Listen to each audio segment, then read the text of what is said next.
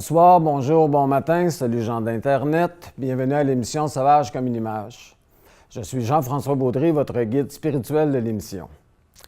Pourquoi sauvage comme une image? Je pourrais vous répondre, pourquoi pas? Plus sérieusement, je vais vous répondre que ça me représente quand même assez bien. Je ne suis pas sage comme une image, loin de là, puis j'ai aucune intention de le devenir. Sauvage, ça a trait à ce que je fais comme photographie. Je suis un photographe animalier qui tripe sur les beautés de la nature. Ce que je veux faire au cours de cette émission, ce serait de simplifier la photographie. Je m'aperçois que de plus en plus, les gens trouvent ça compliqué pour rien. Moi, ce que je veux vous montrer, c'est comment skier. Tourner à droite, tourner à gauche, freiner, puis on va s'amuser. Je veux mettre le côté artistique devant le côté technique. Au cours de cette émission, je vais aborder plusieurs sujets. Je vais donc commencer le premier sujet de cette série par la passion. Ce que je vais vous parler pour débuter, c'est la passion. Je pourrais appeler ça la passion selon Vincent. Ce que je vais vous raconter, c'est un conte d'hiver. Le Vincent en question, c'est Vincent Munier, un des plus grands photographes animaliers du monde, qui rêve depuis toujours de photographier le loup blanc dans son environnement.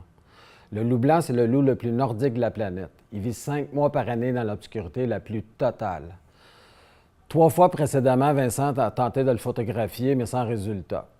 C'est d'ailleurs pour ça qu'on le surnomme le fantôme de la toundra. Cette fois-ci, Vincent se fait débarquer en avion à 250 km du village inuit le plus près. Aussitôt débarqué de l'avion, il se rend compte que c'est l'enfer. Il fait moins 47 degrés. Il n'y a pas de motoneige, il n'y a pas de chien. Les chiens attiraient les ours blancs, ce qui est une mauvaise chose. Aussitôt, il se doit de bouger pour survivre. Il se dirige vers la montagne la plus près. Là, ce qu'il espère trouver, c'est des troupeaux de bœufs musqués. Parce que s'il trouve les troupeaux de bœufs musqués, il va trouver la nourriture primaire des loups blancs. Fait qu'il se met en direction de la montagne. Il marche, puis il y a des conditions infernales, vraiment. Il y a le blizzard qui souffle. À la 3e-4e journée, il pense même lâcher. Il continue, puis d'un coup sec, il voit des petites taches à l'horizon. Mais c'est des petites taches qui disparaissent. Parce qu'il faut savoir, c'est que, comme dans le désert du Sahara, quand il y a des conditions climatiques comme ça et la fatigue qui s'installe, on a des hallucinations. Par contre, il ne perd pas de vue sa tâche, c'est d'aller photographier le loup blanc. Il finit par arriver la 7e journée, puis là, il est en train de monter son camp, puis juste avant de se coucher, il fait comme il fait toujours. C'est-à-dire de vérifier d'un bord puis de l'autre s'il n'y a pas d'ours blanc, s'il peut aller se coucher 3-4 heures pour se reposer un peu. Là, à l'horizon, il voit des petites taches noires, mais les petites taches noires ne disparaissent pas, ce coup-là. Ils s'en viennent vers lui. Puis ça grossit. Puis là, son cœur se met à battre de plus en plus vite. Enfin, les loups. Puis là, il se met à pleurer parce qu'il se dit « Moi, j'ai toujours couru après vous autres, les loups. Puis cette fois-ci, c'est vous qui courez vers moi. » Quand les loups s'approchent de lui, il saisit sa caméra, il se met en plein ventre, puis il commence à faire des photographies. Les loups l'encerclent, puis ils se demandent un peu quelle sorte de bébite que c'est, quelle sorte de créature qu'il y a devant eux, parce que probablement que quand ils sont partis pour venir vers lui, ils pensaient que sa tante, c'était soit un bœuf musqué, ou ils voyaient du mouvement, puis ils se sont dit, on a notre souper.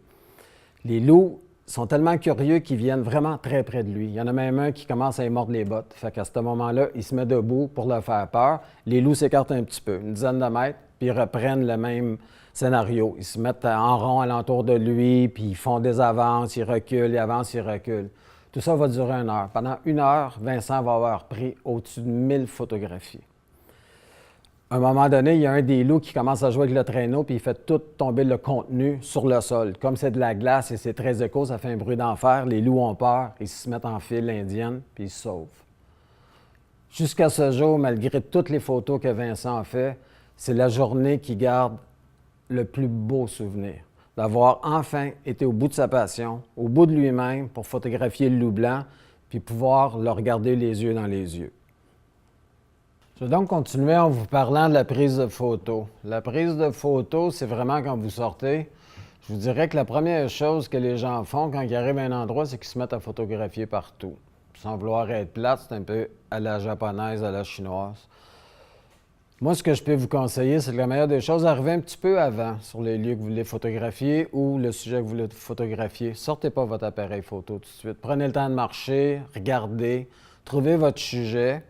Regardez derrière vous. Ça, c'est une autre erreur que les gens font. Ils se concentrent sur ce qui se passe en avant d'eux autres, puis des fois, ce qu'il y a de mieux, c'est derrière eux autres. Quand vous avez votre sujet, là, vous pouvez commencer à déballer vos affaires, vous installer, sortir la caméra.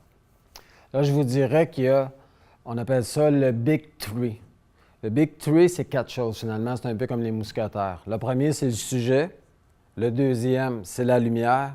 Le troisième, c'est la composition. Puis le quatrième élément, c'est ce que les gens oublient le plus souvent, c'est le moment. Il y a un moment pour prendre une photo.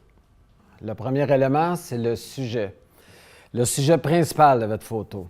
Le sujet principal, c'est votre sujet d'intérêt, c'est ce que vous voulez mettre en valeur dans la photo, donc c'est ce qui doit absolument être en focus. Il y a diverses techniques pour rendre votre sujet plus magnifique, mais pour débuter, je vous dirais, mettez-les en focus. Quand je dis sujet, il faut aussi regarder ce qu'il y a en arrière du sujet qui se détache bien du background, de ce qu'il y a derrière. Le deuxième point, c'est la lumière. La lumière, c'est tout. On photographie la lumière. La lumière, c'est ce qui fait une bonne ou une mauvaise photo. Je vous dirais que c'est un peu comme un système de son avec des speakers. Si vous avez des speakers qui ne valent pas de la chenoute, bien, votre système ne vaut pas de la chenoute. C'est la même chose. La lumière, c'est ce qui va faire et défaire une photo. On travaille avec 3 types de lumière. Tu as des lumières latérales, soit de côté, tu as une lumière qui est de face, puis tu as une lumière qui est derrière toi. La lumière qui est derrière toi, je ne prendrai même pas le temps de vous en parler. Pour moi, c'est la plus laide. Les histoires de quand tu photographies quelqu'un, il faut que le soleil soit par-dessus ton épaule, c'est complètement con. Les gens devant toi, ils ont les yeux tout petits, ils ont le soleil d'en face, ça fait des photos tout croche. Si vous faites des photos de paysage, c'est le même principe. Vous n'aurez pas d'ombre, ça va être une photo flat, fait que out la photo derrière toi. Il nous en reste 2, les lumières de côté, qui sont les plus belles. C'est ce qu'on appelle les golden hours, c'est quand la lumière est vraiment diagonale à votre photographie. Tôt le matin, golden hour, c'est l'heure dorée. Ça veut dire 1 heure après le lever du soleil et 1 heure avant le coucher du soleil. Moi, je vous dirais que je pousse un peu plus. Quand c'est le coucher du soleil, vous avez le blue hour qui va embarquer après, qui est une très belle lumière. La plupart des photographes, vous allez les voir partir, le soleil se couche. Pourtant, c'est après cette période-là que toutes les couleurs vont sortir. C'est là qu'on voit les bons photographes. Ils restent sur place puis ils continuent à photographier malgré que la lumière baisse. Celle qui est face à vous, c'est celle qu'on utilise pour faire des silhouettes. C'est celle qui est le fun à travailler parce qu'on peut aller chercher juste un petit rime de couleur ou de lumière plutôt autour de l'objet. Ça fait de très belles photos, ça donne du punch. Ce que j'ai oublié de vous dire aussi, c'est que quand je vous parle de lumière, il faut que je vous parle d'ombre aussi. Quand vous travaillez avec la lumière qui est de chaque côté, vous allez créer des ombres qui sont plus profondes, qui vont donner une 3e dimension à vos images. C'est ce qui va faire du punch. Quand vous n'avez pas ça, c'est justement, ça fait flat parce que ce qui donne le côté 3D, ce qui donne du contraste, c'est vraiment les ombres. Le 3e point, c'est la composition. La composition, c'est ce qui est facile et qui est difficile. Comme je prends des photos à l'extérieur, comme je prends des photos d'animaux, des fois la composition, c'est un peu plus difficile. Quand c'est des photos de paysage, ce n'est pas un problème. Je vous parle d'expérience. Vous prenez votre trépied, vous installez correctement, toujours regarder dans le coin de votre image pour s'assurer qu'il n'y a pas des choses qui dépassent, une branche, un fil qu'on n'a pas vu. Et après ça, vous commencez à travailler composition. Allez-y avec celle qui vous vient le plus naturellement. Il y a des choses qu'on voit puis qu'on veut faire telles quelles. Par contre, prenez toujours 10 minutes de plus, 15 minutes de plus pour déplacer votre caméra, pour essayer un autre angle, que ce soit d'aller vers la droite, vers la gauche, de haut en bas. Je vous dirais que des photos en contre-plongée, on n'en prend pas souvent. Évitez de prendre toutes vos photos high level, c'est-à-dire de la façon qu'on regarde. Ça donne un look identique à toutes vos photos et ça fait une composition qui est plate. Les choses qu'il faut éviter, évidemment, en composition, c'est de couper votre sujet en 2. Si vous avez moitié ciel, moitié terre, c'est horrible. À part si vous avez une réflexion, ce qui va faire une très belle photo. Une montagne dans un lac, c'est parfait pour faire du moitié-moitié. Sinon, vous ne touchez pas à ça. La règle des tiers, pour ceux qui ne connaissent pas la règle des tiers, je vais le faire rapidement, c'est que vous prenez votre image puis vous la défaisez en 3 parties comme ça, puis en 3 parties sur l'autre sens, la même chose. Et vous allez placer votre sujet principal à la jonction des points.